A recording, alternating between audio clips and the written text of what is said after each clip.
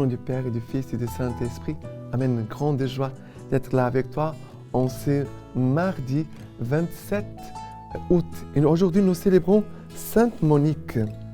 Monique 331, elle est la mère de Saint Augustin. Lorsque Augustin perdit la foi, les larmes de Monique montèrent vers Dieu comme une prière silencieuse. Sa conversion les remplit de joie. Elle n'avait plus rien désormais à attendre sur terre. Aussi le Seigneur l'appelle-t-il à lui, alors qu'à Ostie, elle s'est préparée à regagner son Afrique natale. Voilà, une sainte africaine, Sainte Monique et Saint Augustin, deux saints africains. Et aujourd'hui, la première lecture, c'est 2 Thessaloniciens, chapitre 2, à partir du verset 1. Nous vous le demandons, frères, à propos de la venue de notre Seigneur Jésus-Christ et de notre rassemblement auprès de lui. Ne vous laissez pas trop vite mettre hors de sens ni alarmer par des manifestations de l'esprit, des paroles ou des lettres données comme venant de nous et qui vous feraient penser que le jour du Seigneur est déjà là. Que personne ne vous séduise d'aucune manière. Après verset 14. C'est à quoi il vous a appelé par notre évangile, pour que vous entriez en possession de la gloire de notre Seigneur Jésus-Christ. Dès lors, frères, tenez bon, gardez fermement les traditions que vous avez apprises de nous, de vive voix ou par lettres. Que notre Seigneur Jésus-Christ lui-même, ainsi que Dieu notre Père, qui nous a aimés et nous a donné par grâce consolation éternelle et heureuse espérance, console vos cœurs et les affermisse en toute bonne œuvre et parole.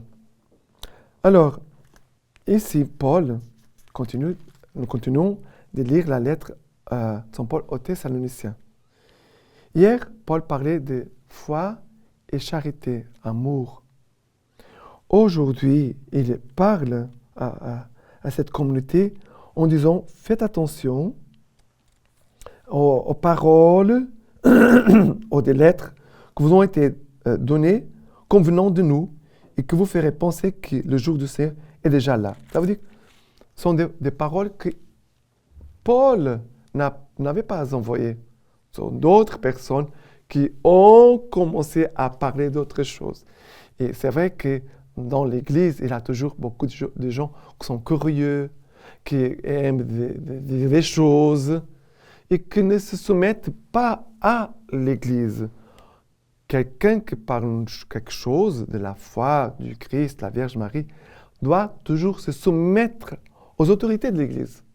Je ne peux pas dire une chose contraire à la foi que nous professons. Et je ne peux pas non plus inventer des choses dans ma tête. La foi, c'est quelque chose de bien concret.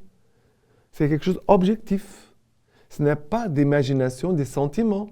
La foi, on pourrait dire, la foi touche notre raison. C'est quelque chose de bien précis, concret. Vivre la foi, ce ne sont pas que des sentiments. Bien sûr qu'il a un sentiment d'aimer Dieu, d'aimer Jésus-Christ, d'expérimenter l'amour de Dieu et l'amour du Christ pour nous. Mais la foi, c'est plus que sentiments, que des idées. Ce sont des principes, des choses que le Christ nous a enseignées. Et nous devons former notre foi pour ne pas nous laisser entraîner par n'importe quoi, par n'importe quelle idée qui arrive. Et alors, qu'est-ce que Paul va dire? C'est à quoi qu'il vous a appelé par notre évangile. Dieu nous a appelés par l'évangile que Jésus nous a donné, nous a confié, pour que vous entriez en possession de la gloire de notre Seigneur Jésus-Christ. Ça veut dire l'évangile que l'Église nous transmet, nous enseigne. L'Église nous enseigne la parole. Le père de l'Église, les évêques, tous les documents que l'Église, au long des siècles, qu'a prié la parole de Dieu, qui nous transmet les enseignements du Christ pour notre vie d'aujourd'hui. Alors, ici il va dire, dès lors, frères, tenez bon, gardez fermement les traditions que vous avez apprises de nous, non pas d'autres, de vive voix à haut par lettres. Ça veut dire que Paul, il est en train de rassembler sa communauté dans la foi, dans l'écoute de l'évangile que le Christ a transmis aux apôtres, a transmis aussi à Paul, pour qu'ils enseignent les communautés où ils allaient en mission. Ça veut dire que Paul ne va pas dire ce qu'il veut, ce qu'il pense. Il va transmettre les paroles du Christ, l'évangile, pour former la foi du peuple. Et s'il nous parle des traditions ici sont les choses que les apôtres ont reçues du Christ, des enseignements qui parfois ne sont pas écrits. Il y a des choses que le Christ et les apôtres vont transmettre au long des siècles dans notre Église, que nous appelons la tradition. La tradition. Et nous devons faire attention parce qu'il y a beaucoup de traditions dans les pays, dans les tribus, dans les communautés.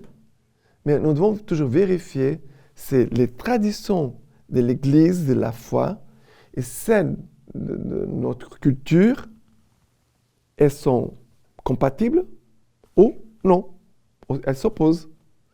S'il y a quelque chose que ma famille, dans mon village où je suis né, m'enseigne qui est contraire à l'Évangile, je dois abandonner. Je dois suivre l'Évangile. Je dois suivre le Christ par son Évangile et par l'Église. D'accord ? Et c'est très beau parce qu'à la fin, il va dire, par grâce qui nous a aimés, le Père qui nous a aimés, il nous a donné par grâce consolation éternelle et heureuse espérance. Voilà, que le Seigneur veut te donner une heureuse espérance. Hier, on parlait de foi, de charité, d'amour. Et aujourd'hui, on parle aussi de foi et on parle aussi d'espérance. Nous trouvons ici les vertus théologales. Foi, espérance et charité. Par lesquelles Dieu nous attire à lui, nous conduit et nous aide à faire des progrès. D'accord ? Et maintenant, le psaume d'aujourd'hui, c'est le psaume 96, à partir du verset 10. Dites chez les païens, le Seigneur règne, le monde est stable, point ne bronchera. Sur le peuple, il prononce avec droiture. Joie au ciel, exulte la terre, que gronde la mer et sa plénitude, qu'exulte la campagne et tout son fruit, que tous les arbres des forêts crient de joie à la face du Seigneur, car il vient pour juger la terre. Il jugera le monde en justice et les peuples en sa vérité. Alors, ici, il nous est dit, le monde est stable, point ne bronchera. Mais le monde est stable, qui peut donner la stabilité au monde? Qui peut donner la stabilité dans nos vies? Devant un monde si instable, nous vivons dans un temps où il y a beaucoup d'instabilité. Le gouvernement, les pays, la vie, le monde avec les guerres, tout ce qui se passe autour de nous, qui nous fait voir un monde instable. Ici, le psaume parle de stabilité. Qui peut nous donner cette stabilité? Dieu par l'Église. Dieu par l'Évangile. Dieu par les enseignements de l'Église. C'est pour cela que nous devons approfondir notre foi. Faire une retraite, avoir de l'accompagnement spirituel, avoir de bonnes lectures. Voilà, tout cela nous aide, une vie profonde de foi, de prière, nous aide à vivre une stabilité au milieu d'un monde très instable. D'accord ? Et maintenant, l'évangile d'aujourd'hui, c'est Matthieu chapitre 23, à partir du verset 23. Malheur à vous, scribes et pharisiens, hypocrites, qui acquittez la dîme de la menthe, du fenouil et du cumin, après avoir négligé les points les plus graves de la loi, la justice, la miséricorde et la bonne foi. C'est ceci qu'il fallait pratiquer sans négliger cela. Guides aveugles, qui arrêtaient au filtre les moustiques et engloutissaient les chameaux.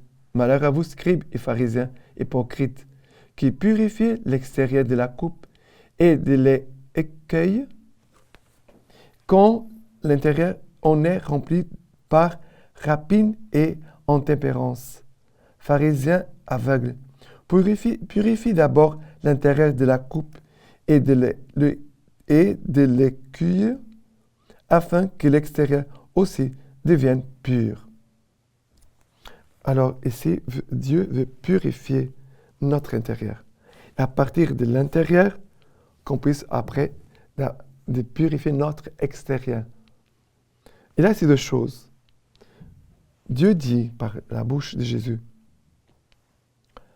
vous avez négligé les points les plus graves de la loi, la justice, la miséricorde et la bonne foi. Et Jésus dit, vous avez négligé. Ça veut dire, vous n'avez pas donné l'importance à la loi, à la justice. La justice, c'est ce que je dois m'ajuster à la volonté de Dieu, à sa parole. Je dois m'ajuster pour devenir juste. Ça veut dire qu'en cherchant la parole de Dieu, on cherche la volonté de Dieu pour être juste. La miséricorde, c'est le pardon, l'amour de Dieu pour nous, pauvres pécheurs, misérables pécheurs.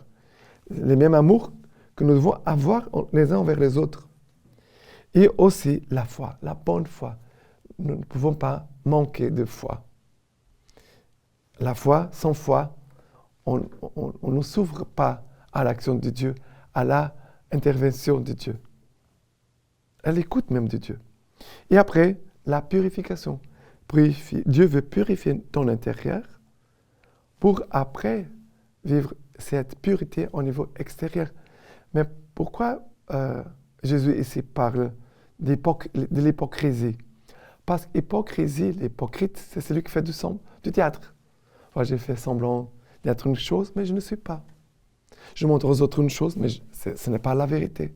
Ça veut dire que l'hypocrisie, pardon, c'est vivre dans le mensonge. Je vis dans le mensonge. Et Jésus va faire une reproche parce qu'ils ne sont pas dans la vérité. Ils ne pratiquent pas la justice, la miséricorde et la foi. D'accord? La lecture patristique de Sainte Monique, aujourd'hui. Confession de Saint Augustin. Nous causions donc seuls, lui et sa maman, avec une grande douceur. Oublions le passé et tendus vers l'avenir. Nous cherchions ensemble, auprès de la vérité, c'est-à-dire auprès de toi, ce qui serait la vie éternelle des saints que l'œil n'a pas vu, que l'oreille n'a pas entendu, que le cœur n'a pu concevoir. Je vous demande seulement de vous souvenir de moi, dit la Monique. Je vous demande seulement de vous souvenir de moi à l'autel du Seigneur, partout où vous serez. Lorsqu'elle a prononcé cette phrase, en cherchant ces mots, elle garda le silence. Quand la maladie s'aggravait, elle la faisait souffrir. Et après, elle est morte. Maintenant, je vous laisse la bénédiction par les mains toutes pures de la Vierge Marie. Dieu Tout-Puissant vous bénisse et vous garde, le Père, le Fils et le Saint-Esprit. Amen.